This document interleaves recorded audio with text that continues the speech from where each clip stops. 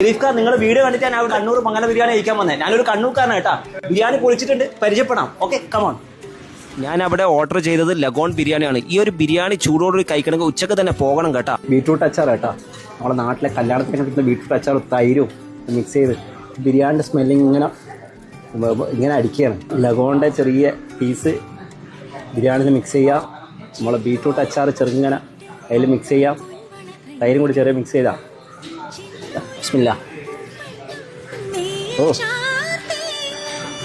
പൊളി. Thank you. നിങ്ങളെ video കണ്ടിട്ട് ഞാൻ വന്നാണ് ബിരിയാണി കഴിക്കാൻ.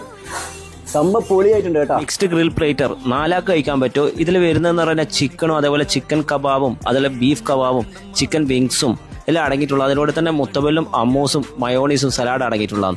ആ ജ്യൂസി ആയിട്ടുള്ള ചിക്കൻ കേട്ടോ. ലവേഴ്സ്, ഇതൊരു ധൈര്യത്തിൽ തന്നെ നിങ്ങൾ ഓർഡർ ചെയ്തോ. എനിക്ക് നല്ലോണം ഇഷ്ടപ്പെട്ടു. ഒരു മസ്റ്റ് ട്രൈ തന്നെയാണ്. നല്ല ജ്യൂസി ചിക്കൻ കേട്ടോ. മസാല ഒക്കെ അടിപൊളിയായിട്ട് പിടിച്ചിട്ടുണ്ട്. ടാങ്കി സീബ്രീം മസാല. ഈ ഒരു സീബ്രീമിന്റെ കൂടെ തന്നെ പിക്കിൾസ് അടങ്ങിയിട്ടുള്ളതാണ്. അതിൻ്റെ കൂടെ തന്നെ ചെറുനാരങ്ങയും വെച്ചിട്ടുണ്ട്. ഇതിന്റെ മസാല പറയുന്നത് നല്ലോണം മസാല ഒക്കെ പിടിച്ചിട്ട് എനിക്കിതിന്റെ രുചി കിട്ടിയ വെളുത്തുള്ളി ഇങ്ങനെ രുചിച്ചുകൊണ്ടേയിരിക്കുകയാണ്.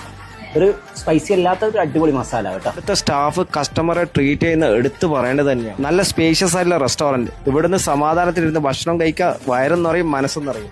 ലൊക്കേഷൻ വേണ്ട ദുബായ് കിസൈസിൽ വൈറ്റ് ഹൗസ് റെസ്റ്റോറന്റ്.